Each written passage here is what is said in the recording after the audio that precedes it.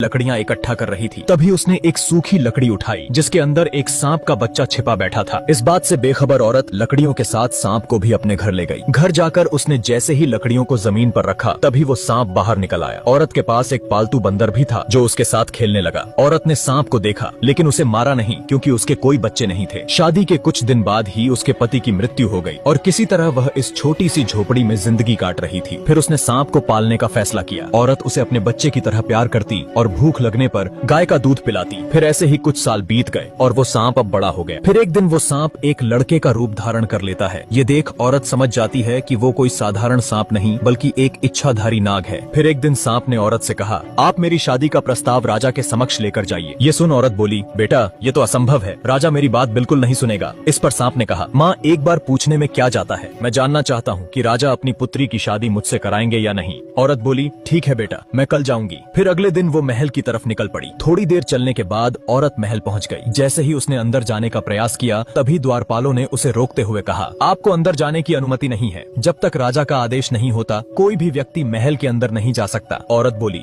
बेटा राजा से बहुत जरूरी बात करनी है, कृपया करके मुझे जाने दें। उसके बार बार आग्रह करने पर द्वारपालों ने उसे महल के अंदर जाने दिया। औरत राजा के पास गई और कहा, मैं अपने बेटे के लिए आपकी पुत्री का हाथ मांगने आई हूँ और मैं ये भी पहले ही सुनिश्चित कर देती हूँ कि मेरा बेटा एक सांप है महाराज। ये सुनते ही राजा क्रोधित हो उठा। फिर सैनिकों ने औरत को घसीटते हुए ले जाकर महल से बाहर फेंक दिया। फिर वह दर्द के मारे कराहने लगी क्योंकि उसका एक हाथ टूट गया था। अब वो खुद को संभालते हुए किसी तरह घर लौटी और सांप बेटे को महल में हुई घटना के बारे में बताया। फिर उसने कहा, माँ तुम अपने हाथ की चिंता मत करो। तभी उसने मणि प्रकट की और बोला, मेरी माँ का हाथ अभी ठीक हो जाए। इतना कहते ही औरत का टूटा हुआ हाथ बिल्कुल पहले जैसा ठीक हो गया। सांप ने अगले दिन भी औरत को महल भेजा। इस बार भी राजा के सिपाही उसे महल से बाहर फेंक देते हैं। वो फिर एक बार जलील होकर और शरीर पर चोट लिए वापस घर लौट जाती है। इस बार भी सांप बेटे ने उसे ठीक कर दिया और एक बार फिर से औरत को महल जाकर राजा से शादी की बात करने के लिए कहा। वो घबरा गई और बोली, बेटे मैं बार बार जलील होने नहीं जा सकती और साथ ही मार पड़ती है सो अलग। माँ बस ये आखिरी बार आप चले जाइए, इसके बाद मैं दोबारा नहीं बोलूंगा जाने को। औरत फिर से एक बार राजा से कहती है, महाराज यहाँ आना मेरी मजबूरी है, बस आखिरी बार मैं आपसे पूछ रही हूँ, क्या राजकुमारी की शादी मेरे सांप बेटे से कराएंगे? फिर राजा ने कुछ देर विचार किया और मुस्कुराते हुए बोला, अगर राजकुमारी को ले जाना है तो अपने बेटे से कह देना, आज से ठीक 2 दिन बाद तुम्हारी झोपड़ी की जगह वहाँ एक विशाल महल होना चाहिए जो हमारे महल से साफ नजर आए और उस महल के सामने 1000 हाथी और 400 घोड़े